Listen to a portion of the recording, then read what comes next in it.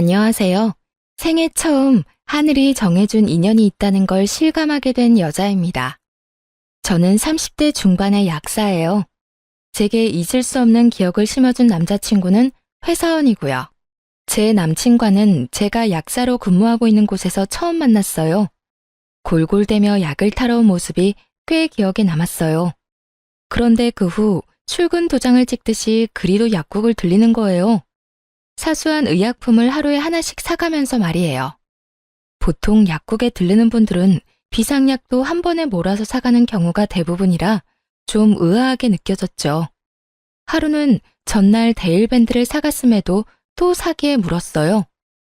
요즘 매일 오시네요. 어제 밴드 사셨던 걸로 기억하는데 또 사시는 거예요? 아, 어제 사간 밴드가 표준형이더라고요. 혼합형도 필요해서 왔어요. 의약품을 종류별로 구비해 놓으면 편하죠. 그런데 매일 오시기 번거롭지 않으세요? 필요한 걸 한 번에 구매하시는 게 편하실 텐데요. 그게 겸사겸사 들르는 거라서요. 괜찮습니다. 그렇게 장장 두어 달을 남친은 하루도 거르지 않고 약국을 들렀어요. 그 사이 남친과 저는 꽤 친해졌고요. 그런데 만남이라는 게 참 신기하죠. 60일 남짓 되는 기간 동안 정이라도 든 건지 막상 자주 오던 사람이 오지 않으니 괜히 더 생각나기도 하고 염려까지 되니 말이에요. 남친이 다시 약국을 찾아온 것은 딱 2주 만이었어요. 분홍 망고 튤립이 만개한 꽃다발을 들고 찾아왔죠. 저는 그런 남친을 반갑게 맞았어요. 그러나 남친은 긴장이라도 한 건지 입을 옴쭉거리며 한참을 쭈뼛대는 거예요. 저는 그런 남친에게 무슨 일이 있느냐 물었고 남친은 불쑥 꽃다발을 제게 내밀고는 입을 열었어요. 저 이 꽃 드리려고 왔어요. 꽃말은 사랑의 시작이래요. 좋아합니다. 그의 사랑 고백이 어찌나 서툴던지 그 모습에 웃음이 터지고 말았어요. 그렇게 저와 연인 사이가 되었습니다. 나중에 물으니 매일 약국으로 찾아온 이유가 제게 첫눈에 반해서였다고 하더라고요. 어딜 가든 무얼 하든 제 생각이 그렇게도 났다고요. 저를 보기 위한 수작이었던 거죠. 저는 그런 남친이 순수하게 느껴져 참 좋았어요. 우리는 3년이라는 꽤 긴 시간을 함께했죠. 하지만 연애할 당시 양가 부모님을 만나본 적은 없었어요. 어린 나이는 아니었지만 우리의 만남이 결혼을 전제로 한다는 게 어색하게 느껴지곤 했거든요. 그러다 보니 연애 기간도 길어졌고요. 우리는 서로에 대한 확신이 깊어졌을 때 결혼을 결심했어요. 그렇게 처음 양가 부모님을 찾아뵙게 되었죠. 예비 시모는 처음 본 저를 무척이나 반겼어요. 어머, 아가씨가 다영이구나. 우리 아들이 입이 닳도록 자랑한 이유가 있었네. 감사합니다. 서다영이라고 해요. 어머님께서 정말 미인이세요. 우리는 첫 만남임에도 화기애애했어요. 남친이 외동이라 늘 딸이 있었으면 싶었다며 딸처럼 대하고 싶다고 먼저 말씀해 주셨죠. 거기다 제 직업이 약사라는 걸 아셨을 땐 물개박수를 치며 기뻐하셨어요. 정말 다영이 네 직업이 약사야? 웬일이야? 내 아들이 이렇게 효도를 하는구나. 나는 더 볼 것도 없다. 너는 결혼, 나는 무조건 찬성이야. 좋게 봐주셔서 감사합니다, 어머님. 엄마가 다영이를 마음에 쏙 들어할 줄 알았어. 예쁘지, 착하지, 똑똑하기까지 한데 싫어할 수가 없잖아. 그치, 엄마? 어머, 아들, 그걸 말이라고 해? 네가 아무리 내 아들이라도 너보다 더 자식 삼고 싶다, 얘. 하지만 예비 시부모의 마음에 들었다고 해서 모든 게 순조롭지는 못했어요. 제 뜻이면 무조건 믿고 지지해주던 제 부모님이 남친을 보더니 반대를 심하게 했거든요. 인생의 큰 결정을 섣불리 하면 안 된다며 저를 나무라기까지 했고요. 늘 저의 선택을 존중해줬던 분들이 제가 사랑하는 사람을 좋게 봐주지 않는 게 상처가 됐고 미웠어요. 하루는 화나는 마음에 도대체 뭐가 마음에 들지 않느냐며 따졌어요. 도대체 오빠의 어디가 마음에 안 드는 건데요? 항상 내 선택이 우선이라더니 왜 결혼은 안 된다고만 하시냐고요. 그 애는 말하는 투도 인상도 영 마음에 들지가 않아. 딱 너 고생시킬 남자라고. 아빠, 그런 핑계가 어디 있어요. 좋은 시선으로 바라봐주지도 않으면서 무턱대고 고생시킬 남자라니. 아빠가 오빠에 대해 뭘 알아요? 다영아, 엄마도 아빠와 같은 생각이야. 어떤 아이인지 잘은 모르지만 사람은 풍기는 분위기라는 게 있지 않니? 너와 그 아이는 맞지 않는 것 같아. 엄마까지 왜 이래요? 그냥 나 결혼시키기 싫어서 그러는 거 아니야? 타당한 이유도 없이 그냥 분위기 때문이라는 게 말이나 되냐고요. 그때 저는 콩깍지였던 건지 사람 볼 줄 몰랐던 건지 제 부모님의 말이 전혀 이해되지 않았어요. 아니, 이해하고 싶지 않았었죠. 그래서 꽤 오랫동안 고집을 부렸어요. 남친도 결혼 승낙을 받겠다며 자주 우리 부모님과 대면했고요. 그러는 동안 저는 부모님께 참 모진 말을 많이 했어요. 내 인생이야, 내 인생. 엄마 아빠가 대신 살아줄 거 아니잖아요. 그런데 왜 매번 안 된다고만 하는 건데 내가 사랑하는 사람이고 내게 없어서는 안 될 사람이라니까? 이런 내 마음은 안중에도 없는 거야? 그게 자식을 위하는 부모가 맞는 거냐고. 도다용, 너 그게 무슨 말버릇이야? 이 세상에서 자식 위하지 않는 부모가 어딨니? 그렇게 모진 말까지 꼭 해야겠어? 그러니까 내가 행복하길 바라는 거면 제발 내 발목을 잡지 말아달라고요.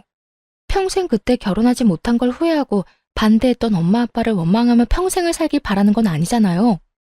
그러니까 제발 허락해줘요, 응? 이렇게 제 목소리를 높일 때까지만 해도 제 선택은 늘 옳고 그렇기에 제 앞날은 탄탄대로일 줄 알았습니다. 그래서 반대하는 부모의 심중을 생각해보지 못했죠. 결국 부모님은 부모 자식 간의 관계가 어그러진 걸 더 두고 보지 못하고 마지못해 결혼 승낙을 해주었어요. 하지만 본격적으로 결혼 준비를 하면서부터 저를 고생시킬 남자라고 했던 그 말이 하나둘 이해가 가기 시작했어요. 양가 부모님께 결혼 승낙을 받은 후부터 저는 예비 시모와 정말 가깝게 지냈어요. 정확히는 예비 시모가 이제 며느리나 다름없다며 딸이 있으면 하고 싶었던 로망을 저와 함께 하려고 했었죠. 일이 바빴던 날엔 예비 시모를 만나는 게 힘에 부치기도 했지만 결혼 전부터 이미 시댁에 예쁨 받고 있다는 게 좋았어요. 그러니 제 부모와 함께하는 시간보다 예비 시모와 함께하는 시간이 많아져 갔죠. 남친은 자신의 부모님과 잘 지내주는 제게 고마워했어요. 그러나 제 부모님은 딸이 시집을 가면 출가 외인이라는데 시집 가기도 전부터 그런 것 같다며 서운해 하시더라고요. 그렇게 제 부모의 마음을 뒷전으로 한 채 시간은 빠르게도 흘렀어요. 본격적인 결혼 준비를 위해 상견례 날짜를 잡기 위해 예비 시댁을 찾아갔고 예비 시모는 제 부모님에 대해 모르는 것이 너무 많다며 그제야 우리 부모님에 대해 물었어요. 네가 너무 마음에 들어 이제야 물어보네. 사돈댁 직업은 어떻게 되니? 무슨 일 하셔? 저희 부모님은 환경미화원이세요. 아, 환경미화원? 두 분 다 말이야? 예비 시모는 제 부모의 직업을 듣고는 적잖게 당황해서는 말까지 더듬으며 재차 확인하더군요. 제 부모 모두 같은 직종이라는 말을 듣고는 갑자기 바쁜 일이라도 생긴 것처럼 저를 급히 돌려보냈어요. 그리고 그 후부터 묘하게 예비 시모의 태도가 바뀌었죠. 전보다 연락도 뜸하고 만남도 갖지 않으려 했어요. 정확히는 저와 함께하는 시간을 불편해하는 듯 느껴졌죠. 하루는 제가 예비 시댁에 들르게 되었어요. 평소라면 제가 찾아뵙는다고 하면 진수성찬을 차려주시던 예비 시모였는데 그날은 저더러 유명 초밥집에 가 포장을 해오라더군요. 그때까진 개의치 않았어요. 그런데 문제는 제가 집으로 돌아갈 때였어요. 저녁으로 먹고 나온 쓰레기며 다른 쓰레기까지 바리바리 챙겨 나오더니 불쑥 제게 내미는 겁니다. 예, 네가 좀 나가는 김에 좀 가지고 나가렴. 네가 먹은 거 네가 치우는 셈 치는 거니 불만 없지?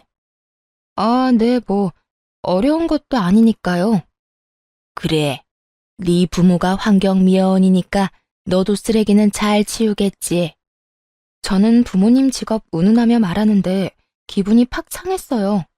그래서 쓰레기를 받아들려던 손을 내렸죠. 그러자 예비 시모는 빨리 받으라는 듯 쓰레기를 살짝 흔들더군요.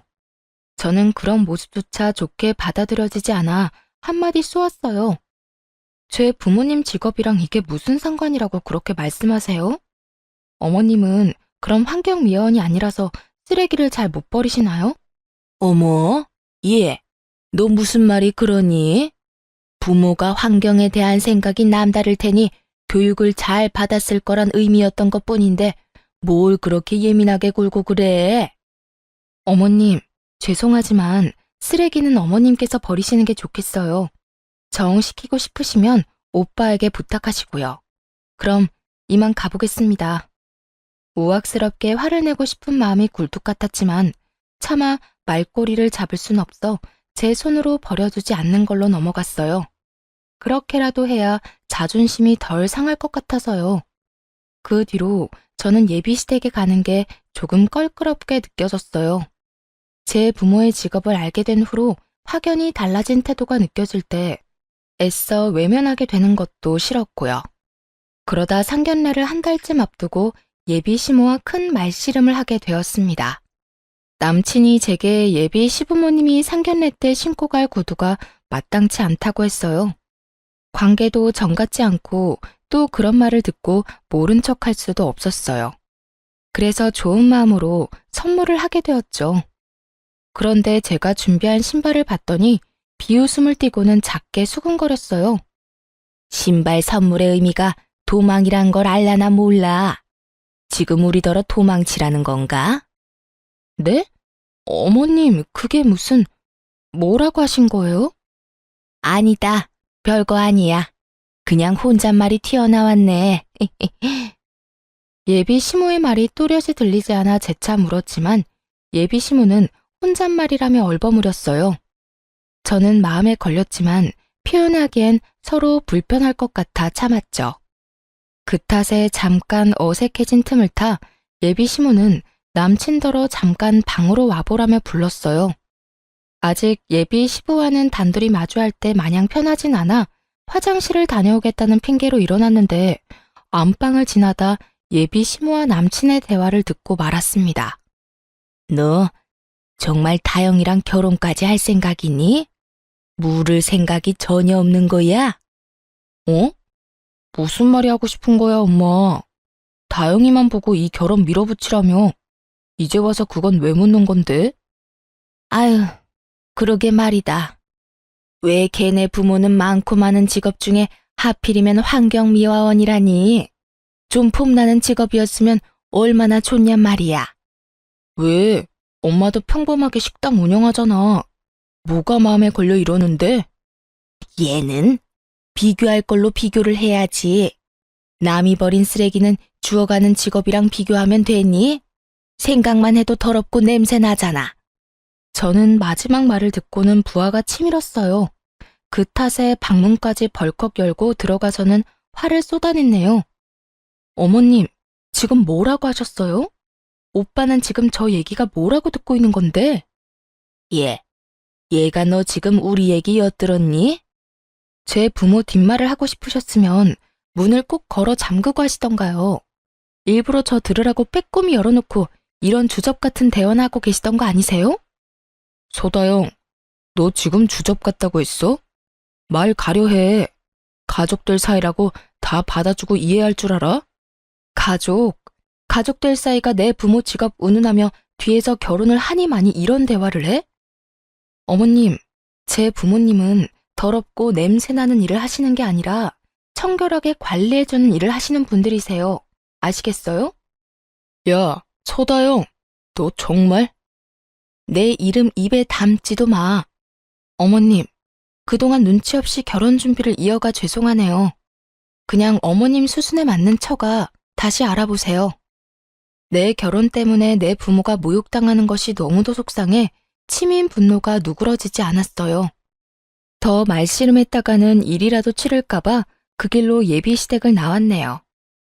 그렇게 일주일을 꼬박 남친의 연락도 받아주지 않았어요. 집 앞으로 남친이 찾아왔을 때마저 만나주지 않았고요. 그런데 남친만 무시해서 될 게 아니었더군요. 제가 가진 약사라는 직업이 예비 시모에게는 놓치기 아까운 패였던 건지 예비 시모가 직접 나서서 저와 대면하겠다고 찾아왔어요. 그것도 제가 근무하고 있는 약국으로 말이죠. 약국이 그렇게 크지는 않네. 하긴 동네 병원 뒤치다거리나 하는 게 약국인데 커봤자지. 어머님께서 여기까진 무슨 일이세요? 뻔뻔하기는 정말 몰라 묻는 거니? 예비 시모의 어투에서 한바탕 소란이겠구나 직감할 수 있었어요. 불행 중 다행인 건 약국의 주인이자 대표 약사인 사장님이 쉬는 날이라 밉보일 일은 덜했다는 거였죠. 거기다 갑자기 손님이 몰려 예비 시모를 응대하지 못했어요. 그러다 보니 신경이 쓰여 절로 긴장이 되더라고요. 그런 제 속을 알리 없는 예비 시모는 역시나 자신을 투명인간 취급이라도 한다고 느꼈는지 손님이 있음에도 아랑곳하지 않고 제게 말을 걸어댔어요. 내가 여기까지 온 것도 짜증나는데 왜 왔냐고 묻는 거 말고 나는 채도 안 해? 어머님, 죄송하지만 지금 손님이 계시니 저와 대화가 필요해 오신 거라면 조금 기다려주세요. 뭐야? 지금 나더러 기다리라고 했어? 넌 뭐가 우선인 줄도 모르니? 아니면 대놓고 날 무시하려고 작정을 한 거야? 너 그 난리를 치고 가더니 이제 눈에 뵈는 게 없냐? 예비 시모는 내 말을 곡해하며 얼굴을 팍 구겼어요. 저는 터질 것 같은 감정을 누르며 손님의 약을 지어야 해 조제실로 들어가야 하니 기다려달라 부탁드린 거라고 차근히 설명한 뒤 카운터 자리를 잠시 비우게 되었어요. 그런데 예비 시모는 그것조차 못마땅한지 어찌나 꿍얼꿍얼댔는지 몰라요. 예비 시모 옆에 앉아있던 손님이 약을 타가실 때 오늘따라 유독 소란스럽다며 불편한 기색이 내비쳤어요. 저는 깊은 한숨을 애써 삼키며 약국까지 찾아온 이유에 대해 물었어요. 제게 하고 싶은 말씀이 뭔가요? 어떤 이야기를 하고 싶어서 여기까지 오신 건데요. 너야말로 그렇게 가버리고 나서 어떻게 내 아들을 그렇게도 모질게 무시를 해대니? 막말로 결혼을 전제로 한 만남은 어쩔 수 없는 거 아니야? 뭘 어쩔 수 없다는 거죠? 제 부모님 직업을 무시하는 거요? 상대편 부모의 직업을 살피고 고민해보는 건 너무도 당연한 수순일 뿐이야. 네가 정말 결혼하길 원한다면 나를 설득하려 했어야지. 그렇게 화를 내고 휘ڭ하니 가면 되겠니? 넌 네 부모가 그딴 식으로 행동하라고 가르치디? 제 부모님의 직업이 결혼에 큰 걸림돌인 것처럼 말하는 그날이 떠올라 다시 우라가 치밀었어요. 거기다 제 행실을 지적하며 제가 큰 잘못이라도 한 듯 저를 나무라는 게 기가 찼어요. 결국 저는 욱하는 마음에 손님 없는 틈을 타 목소리를 높였네요. 제 행실이 어떤 게 잘못됐다는 건지 전 모르겠네요. 자기 부모 흉을 보는 사람 앞에서 속 좋게 웃는 사람도 있나요? 반대로 제 부모님께서 어머님이 식당 운영하신 걸 그깟 동네 장사나 한다며 업신여기면 참으실 수 있겠어요? 동네 장사? 너 지금 말 다 했니? 버르장머리하고는 네 부모 직업 마냥 너도 그렇게 싼티 내고 다니는 애였니? 응? 마음대로 생각하시고 그만 돌아가세요. 이 일로 더는 가타부타 하고 싶지도 않으니까요. 야, 너 정말 내가 우습냐? 나 네 시험이 될 사람이야. 내 앞에서 굽신거려도 모자랄 판에 뭐라고? 언성을 높이며 노발대발하는 예비 시모에게 돌아가라는 말을 마지막으로 아무 대꾸하지 않았어요. 더 상대하고 싶지 않았다는 말이 맞겠죠. 그런데 그 타이밍에 손님이 약국 안으로 들어왔고 예비 시모는 뭐가 그리 분한지 손님에게까지 저를 이상한 사람으로 만들더군요. 내가 저 약사 시모 될 사람이에요. 그런데 이것이 나랑 내 아들 앞에서 며칠 전에 바락바락 소리를 지르고 문을 박차고 나가는 겁니다. 오죽하면 내가 이렇게 일하는 곳까지 찾아왔겠어요. 결혼하면 이 드센 것한테 나나 내 아들이 잡아먹히는 거 아닌가 싶다니까요.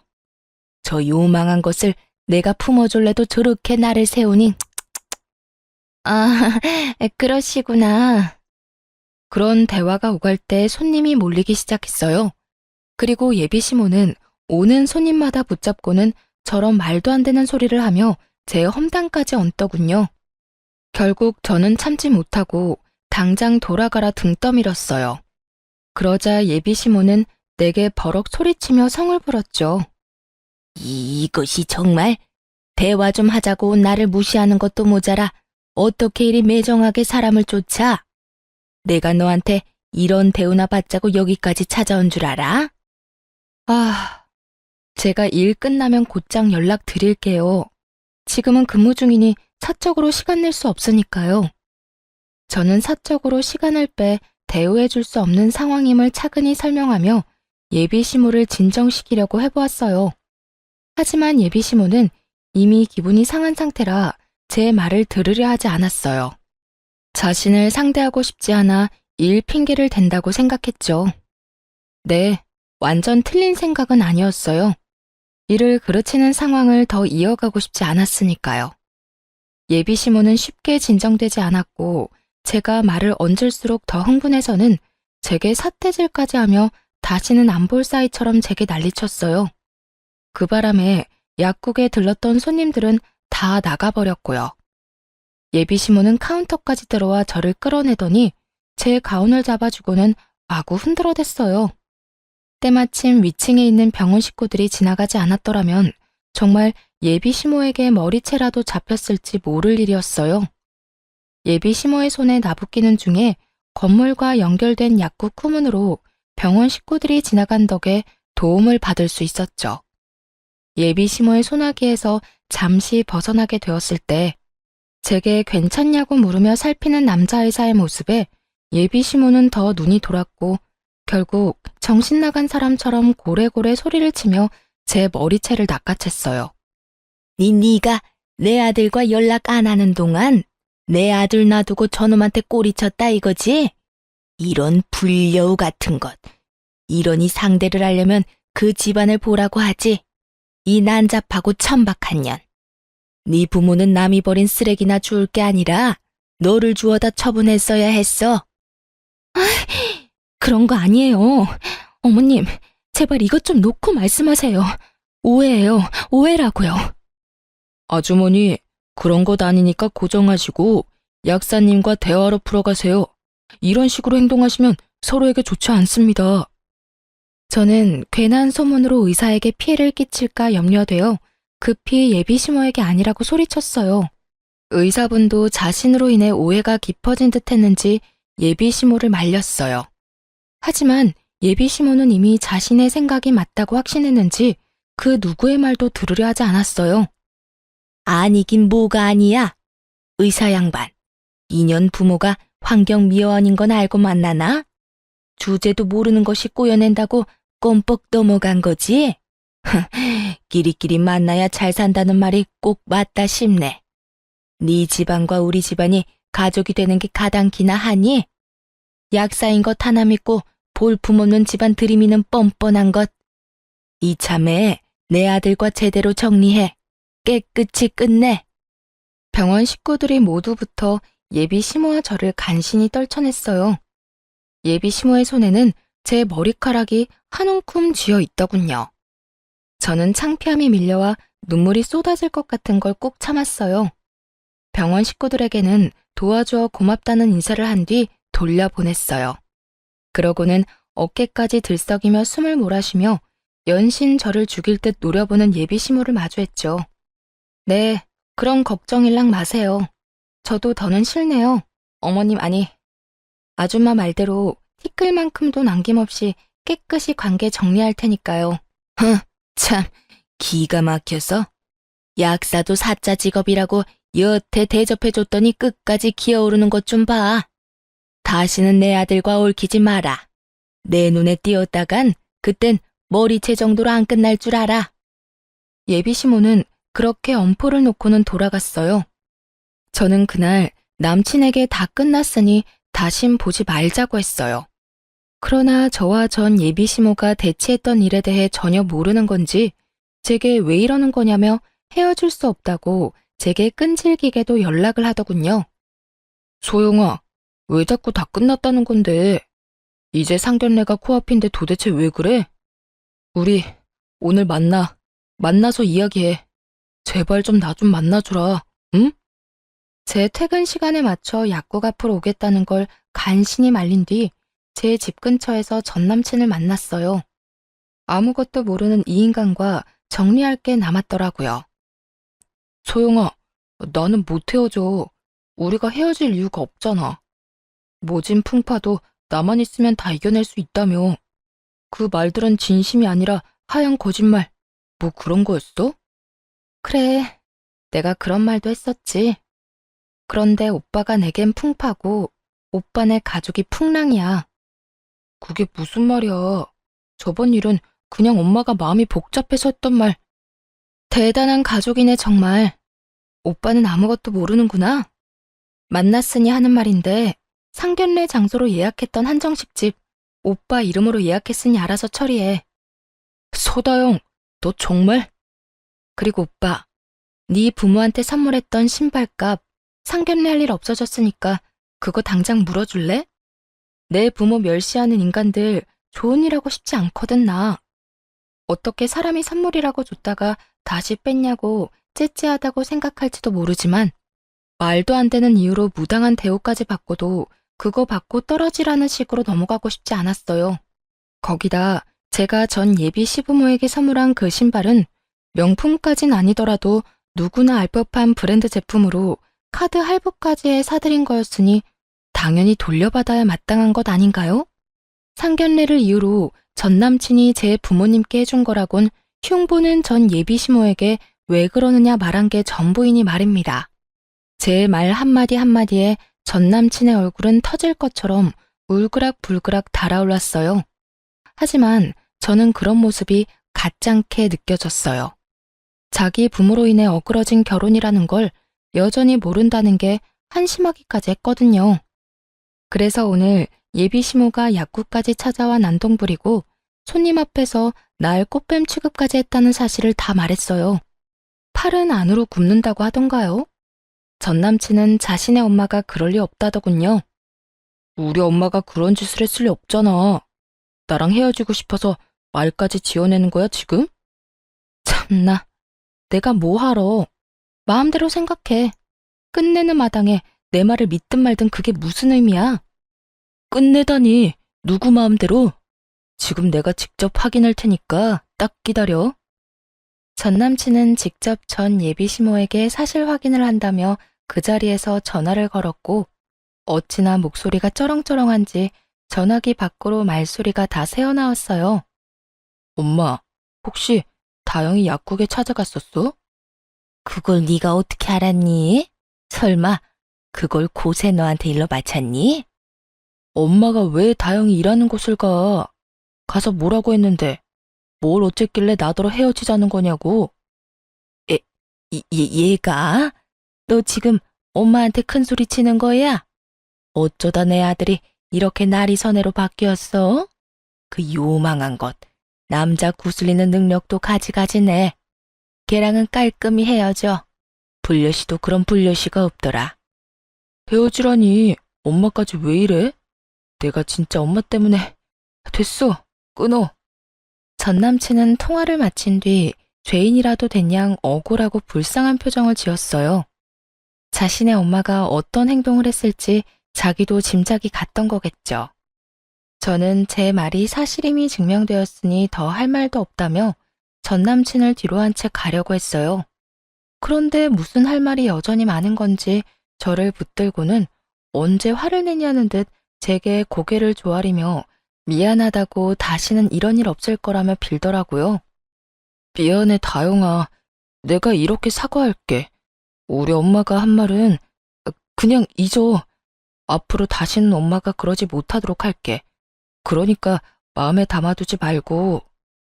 응, 안 그래도 그럴 참이야. 헤어지는 마당에 뭐하러 전전긍긍하겠어? 영양가 없는 언행이 나한테 무슨 의미라고. 우리 부모님 직업 운운할 때 진작 정리했어야 했는데 그러지 못한 게 아쉬울 뿐이야. 다영아, 그건 엄마한테 책 잡히기 싫어서 그랬어. 내 본심을 엄마가 알면 어떻게 될지 상상이 안 돼서. 나 아직 너 사랑해. 아니, 나는 너라서 결혼하고 싶었다고. 전 남친은 엄마한테 책 잡히는 게 싫어 저를 향한 마음이 크다는 걸 숨기고 싶었다고 하더군요. 그래서 예비 시모가 결혼을 종용하는 걸 따르는 것처럼 보이기 위해 그런 대화를 주고받았던 거라고요. 사실 돌아보면 연애 기간 동안 우리가 함께하는 미래를 그리던 쪽은 제가 아니라 늘 전 남친이었어요. 거기다 자신의 가족들과 보낼 때와 단둘이 시간을 보낼 때 저를 대하는 태도도 사뭇 달랐었죠. 하지만 그렇다고 한들 이미 못 볼 꼴까지 다 본 마당에 저를 향한 전 남친의 마음이 다 무슨 소용인가요? 더 이상 구구절절 애원하는 소리를 더는 듣고 싶지 않았어요. 난 오빠라서 이 결혼 깨는 거야. 계산적인 부모를 둔 것도 모자라 그걸 닮아 결혼을 계산하는 오빠라서 말이야. 내 부모님이 반대했던 이유를 이제야 알겠네.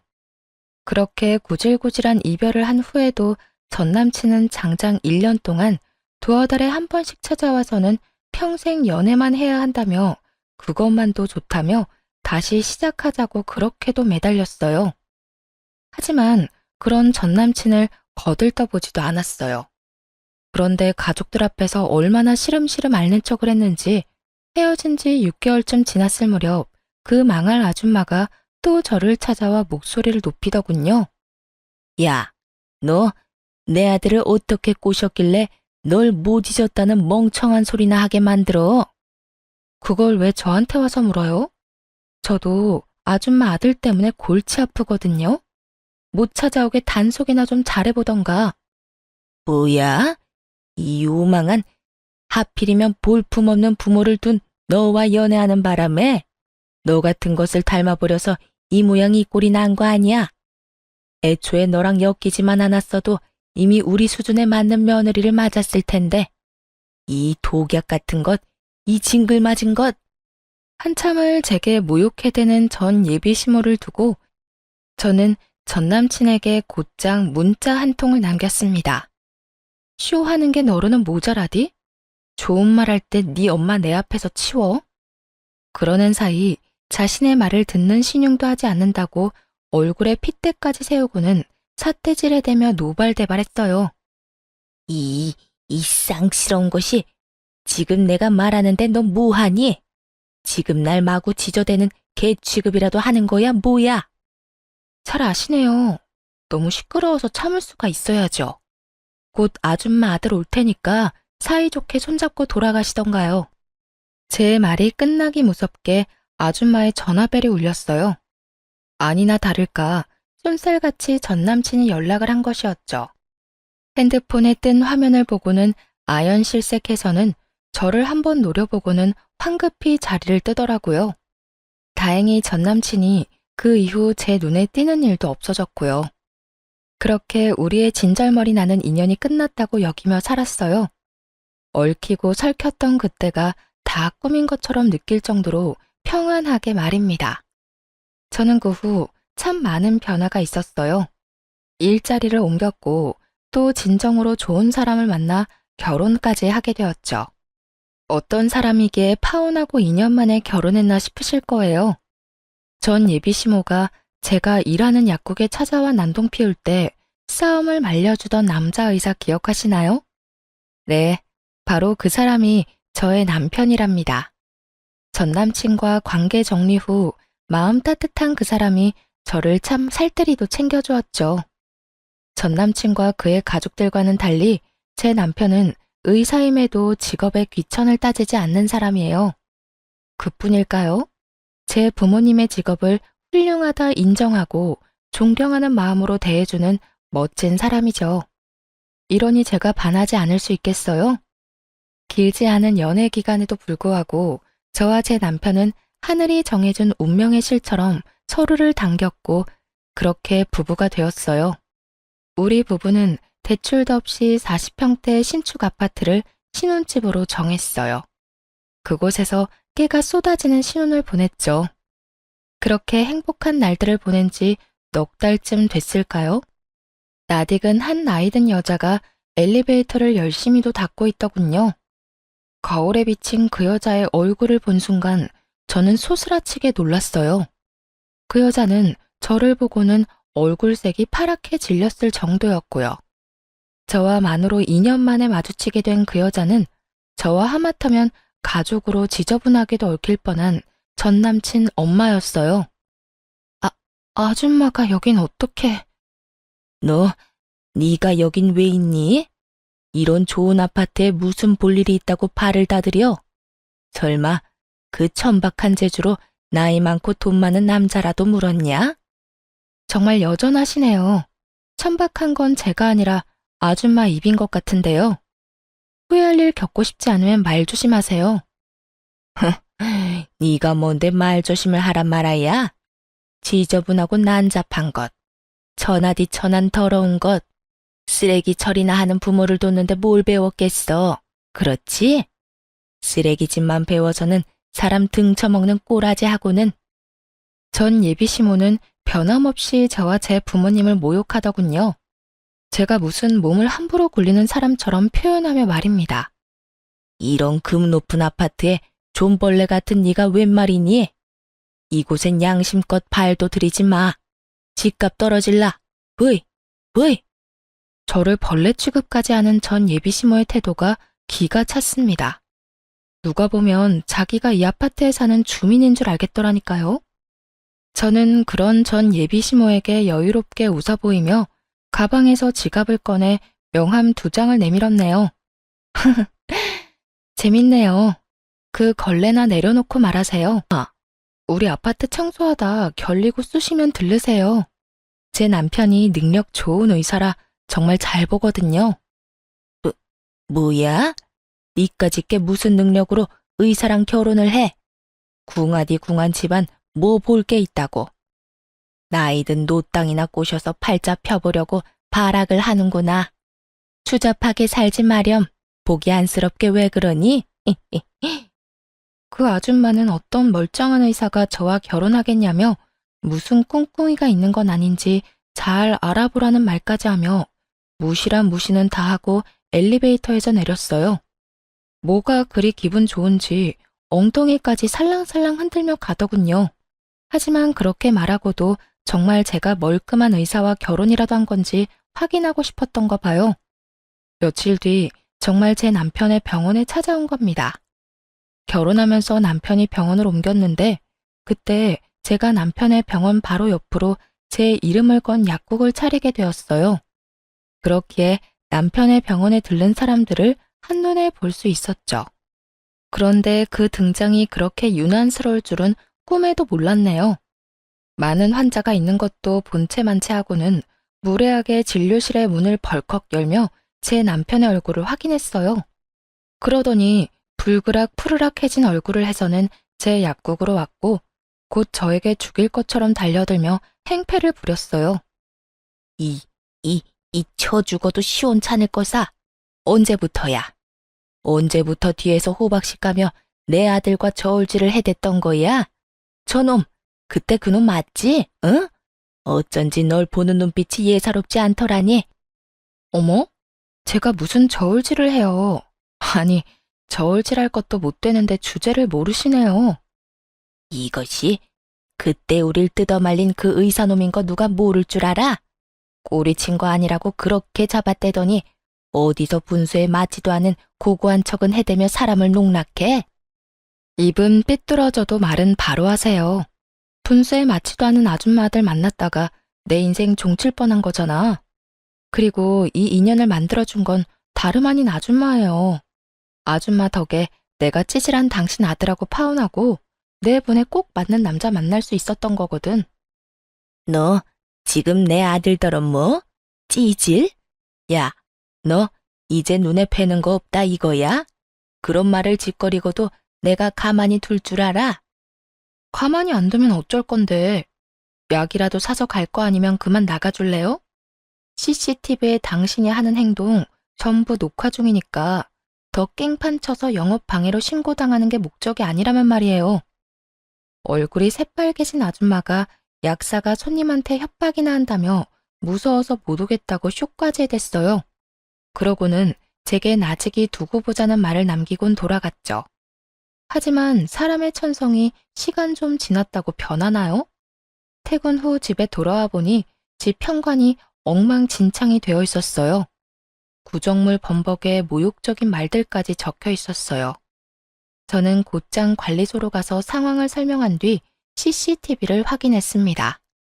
아니나 다를까 전 예비시모가 난장판을 쳐놓은 것이었어요. 제가 멀끔한 의사와 결혼한 것도 배가 아픈데 자신을 모욕하고 깔봤으니 얌전히 넘어갈 수 없었던 거죠. 평생 살면서 그런 못된 성정을 가진 사람이니까요. 그런데 참 기가 막히게도 다음날 출근길, 우리 집을 그 꼴로 만든 인간과 딱 마주친 겁니다. 무슨 억하심정이 있길래 그런 치졸한 짓까지 한 거죠? 치졸한 짓?